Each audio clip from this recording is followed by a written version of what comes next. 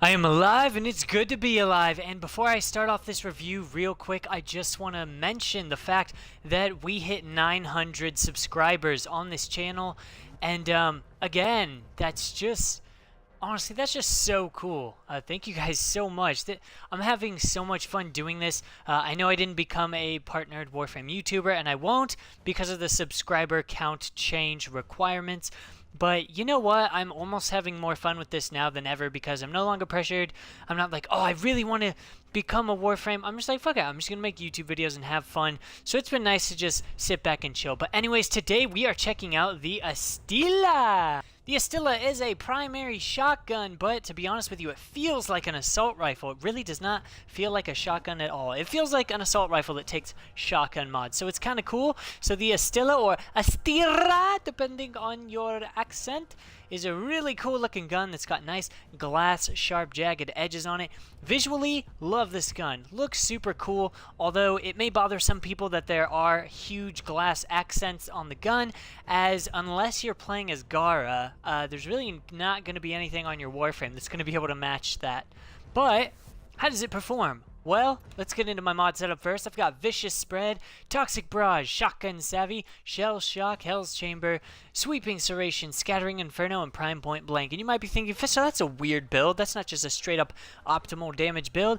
That is because I was just trying to have fun making this a really, really high status build. As you can see, my status chance is 100%, so I am guaranteed to inflict status procs, which makes this really fun.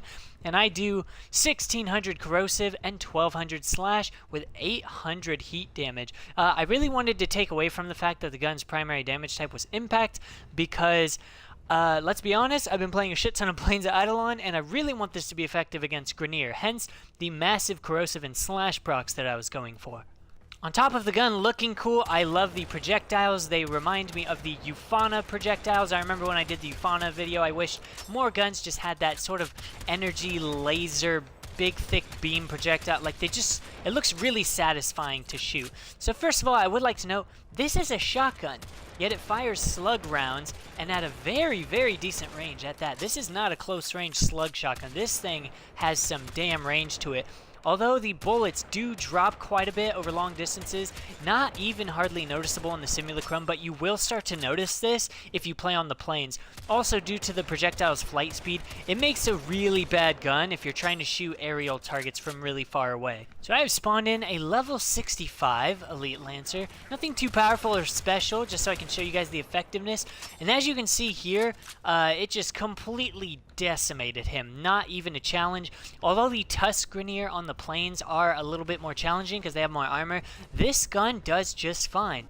So I would like to note, I wouldn't consider this gun endgame. I'm probably not going to be bringing this to level 100 sorties unless it's against the Corpus.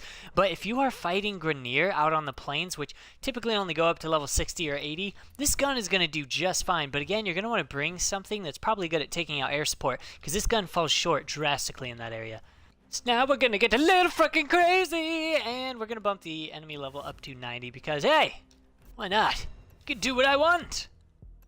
So we are going to simulati this and see what it can do. Actually, I haven't tested this myself yet, so I'm a little intrigued. Not bad damage at all. Really, it's just a fun gun to use. Again, I'm not gonna be bringing this to level 100 sorties. I have plenty of other weapons that are more effective, but it's a super cool gun. I love the I just love the concept of it. It fires slugs of impact damage, and then when they pop, they shatter into shards of glass, wow, I couldn't have sounded more racist just then. Apologies, people. The deer damage according to blah, blah, blah. Sound like a South Park character or something. What the hell is going on with me today? They deal slash damage, good people. Slash damage is what I was trying to say. They deal slash damage in an AoE effect around where the projectiles impact. It's just a really cool idea of firing a really hard-hitting slug that then shatters into glass, cutting enemies. So cool. Love it. We're going to go ahead and spawn a level 90 nullifier. Now, the reason I love using this weapon against Corpus, it is surprisingly effective. The fact that, my god, it didn't turn on Warframe invincibility. Ooh, that hurt a little bit. You gotta tighten up that sphincter. Ooh. So the primary projectile does impact and then it breaks for glass, which is slash damage. But as you can see here, it is surprisingly good at shrinking nullifier bubbles, and that to me is a huge plus.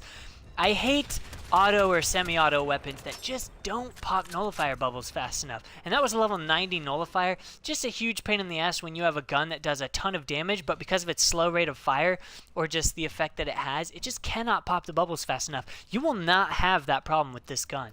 Alright, so I've spawned a nullifier and a bunch of crewmen, again, all at level 90, just to show you the effects of this gun against the Corpus. It is absolutely a devastating weapon, and that is with, as you can see here, I appear to have run out of ammo. That's lame. Still running and burning and bleeding, you fools. But as you can see there, still an extremely effective weapon, and that's with an anti-grineer loadout. Another reason I like this gun, it's just so diverse in what you can build it for. Really cool. I've thoroughly enjoyed it. On top of that, the gun is extremely easy to craft. You just buy the blueprint from the market. Not even that hard to get. I wouldn't waste your plat on it. I would just build it legit if I was you.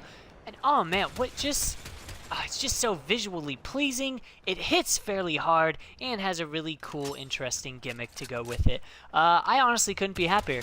It's nice to see that we're getting slug round shotguns.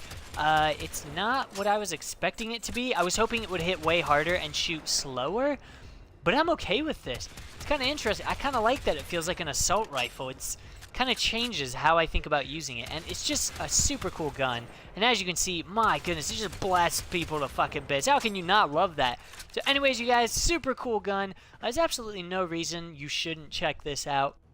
Like I said, it's easy to make, fun to use, and it's really not that hard to mod, and it's even useful in the planes. So, I hope you guys enjoyed this video, and I hope you all have a kick-ass day, and thank you again for getting me to 900 subs. I cannot tell you how good that makes me feel when I'm just at work, you know, doing something lame like cleaning toilets or vacuuming, and then I see that I'm making a lot of progress on YouTube. That makes me extremely happy and feels like hard work well spent. So, thank you so much. I hope this content is still super fun and enjoyable for you guys. If you have any recommendations, leave a comment down below, or any requests or guides that you want me to fulfill, and I will do that for you. Have a kick-ass day. Peace!